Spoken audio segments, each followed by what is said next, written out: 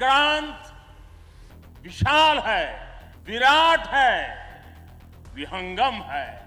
विक्रांत विशिष्ट है, विक्रांत विशेष भी है।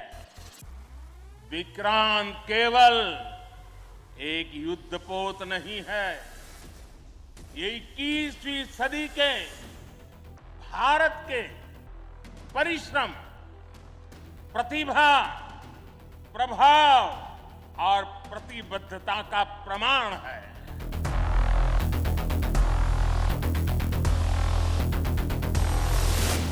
आज विक्रांत को देखकर समंदर की ये लहरें आह्वान कर रही है, अमर्त्य वीर पुत्र हो, दृढ़ प्रतिज्ञ सोच लो, प्रशस्त पुण्य पंथ है, बढ़े चलो, बढ़े चलो, बढ़े चलो।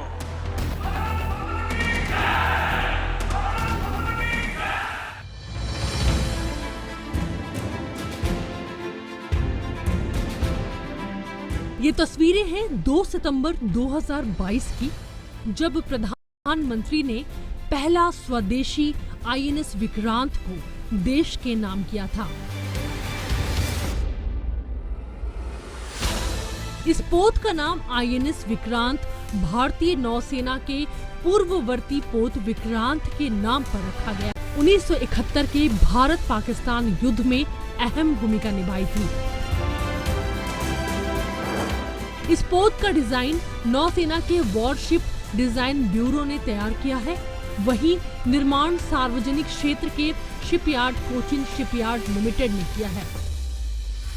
इस पोत पर आसानी से 30 विमानों का संचालन किया जा सकता है। I would take a further step and not just restrict to the naval power. मेरा हर एक कदम सिर्फ नौसैनिक पथ पर रहेगा। इस जहाज पर शामिल होना अपने आप में गौरव की बात है। ये एक स्वदेशी एयरक्राफ्ट कैरियर है। ये आत्मनिर्भरता के भारतीय सपने को साकार करने की दिशा में एक सच्चा कदम है। लगभग एक दशक में भारतीय अर्थव्यवस्था तीसरी सबसे बड़ी अर्थव्यवस्था बनने की ओर अग्रसर है। अब समुद्र पर राष्ट्र की निर्भरता और बढ़ेगी। हर भारतवासी की एक नए भविष्य के सूर्योदय का साक्षी बना आईएनएस विक्रांत विश्व पटल पर भारत के बुलंद होते हौसलों की हुंकार है। यह युद्धपोत से ज्यादा तैरता हुआ एयरफील्ड है, यह तैरता हुआ शहर है। इसमें जितनी बिजली पैदा होती है उससे 5000 घरों को रोशन किया जा सकता है। इसका फ्लाइंग डेक भी 2 फुटबॉल फील्ड से बड़ा है। इसमें जितने तार इस्तेमाल हुए हैं वह कोचीन से काशी तक पहुंच सकते हैं। इसके एयरबेस में जो स्टील लगा है वो स्टील भी स्वदेशी है और यही हमारी पहचान है।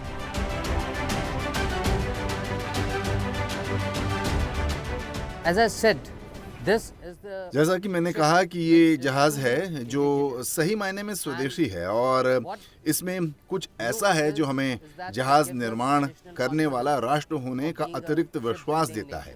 हालांकि ये एक दिन में नहीं हो सकता, लेकिन इस सपने को साकार करने में नौसेना को कई दशक लग गए हैं। निश्चित रूप से ये नौसेना के साथ साथ राष्ट्र के लिए स्वदेशीकरण के युग की शुरुआत करेगा।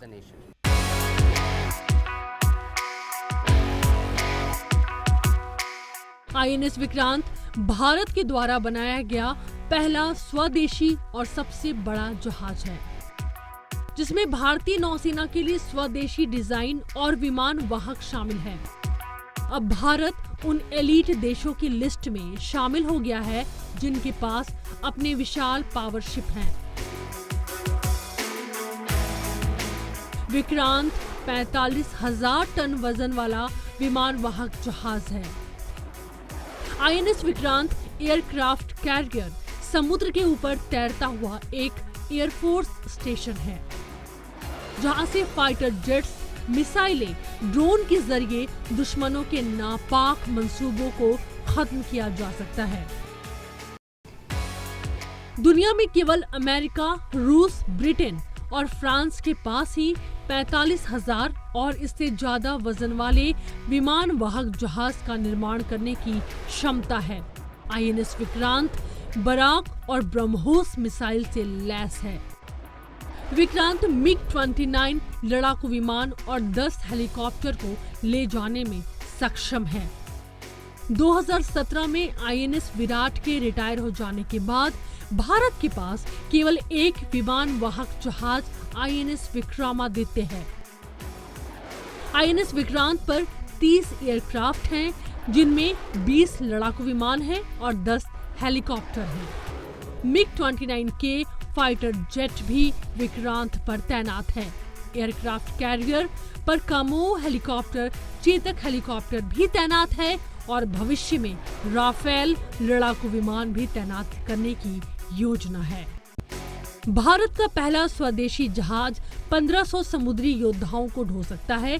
इसमें 250 फ्यूल टैंकर हैं और यह 1600 महिला अफसरों और नाविकों को एक बार में ढो सकता है। जहाज के भीतर 16 बेड वाला एक हॉस्पिटल है, जिसमें आईसीयू बेड, ऑपरेशन थिएटर और एक सीटी स्कैनर मशीन भी मौजूद है, जो नौसेना के लिए अब तक की सबसे बड़ी व्यवस्था है, जिसे पानी के ऊपर सीधे कमांड किया जा रहा है। लंबे समय तक समुद्री मोर्चे पर तैनात रहने वाले नौसैनिकों के लिए आईएनएस विक्रांत में आधुनिक किचन भी बनाई गई है। इसे गैली कहा जाता है।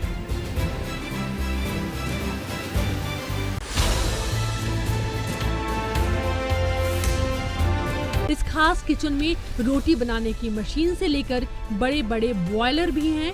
करीब 1700 नौसैनिकों के खाने पीने का इंतजाम है। इनके किचन में 10,000 रोटियां एक बार में बनाई जा सकती हैं।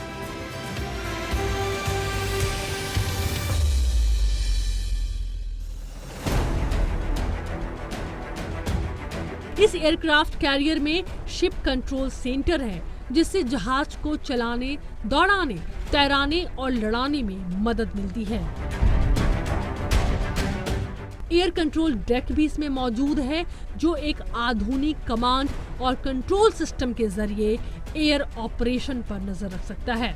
इसके अलावा 2 रनवे और एक डैमेज कंट्रोल सेंटर भी है, जहां से हर वक्त आग या पानी से होने वाली दुर्घटना पर नजर रखी जाती है।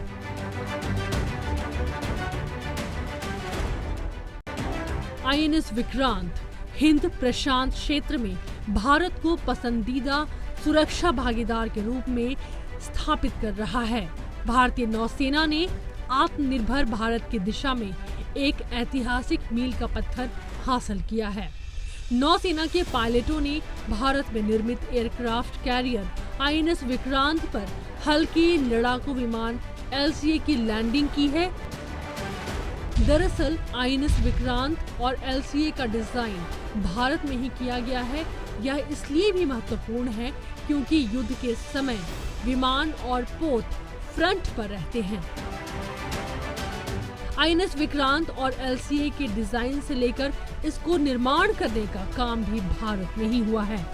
ऐसे में यह भारत की टेक्नोलॉजी और युद्ध क्षमता को भी दिखाता है।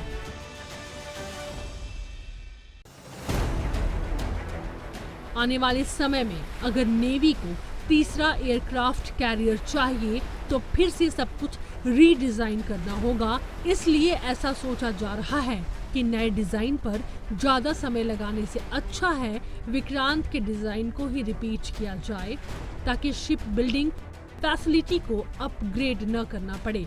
और विक्रांत को डेवलप करने का अब हमारे पास अच्छा खासा अनुभव भी मौजूद है, जिससे काम भी जल्दी होगा और कॉस्ट भी कम आएगी। साथ ही उसमें कुछ सुधार हम कर सकते हैं, क्योंकि जब तक तीसरा एयरक्राफ्ट बनेगा और नेवी में कमीशन होगा, तब तक आईएनएस विक्रमादित्य की लाइफ खत्म हो रही होगी और तब नेवी को एक और नए एयरक्राफ्ट कैरियर की जरूरत हो जाएगी।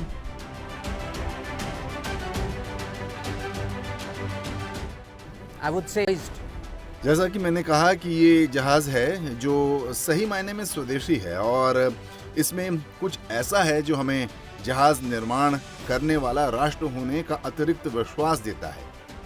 हालांकि ये एक दिन में नहीं हो सकता, लेकिन इस सपने को साकार करने में नौसेना को कई दशक लग गए हैं। निश्चित रूप से ये नौसेना के साथ साथ राष्ट्र के लिए स्वदेशीकरण के युग की शुरुआत करेगा।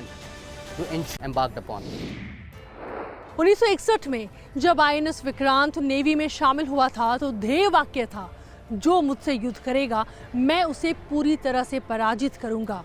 और आज के विक्रांत का ध्येय वाक्य, जिसे ऋग्वेद के एक मंत्र से लिया गया है, वो है, आपने मुझे जो विनाशकारी हथियार दिया है मैं उससे जरूर जीतूंगा और मैं हर युद्ध के लिए तैयार हूं और हमें अपनी सेना की शक्ति पर पूरा भरोसा है।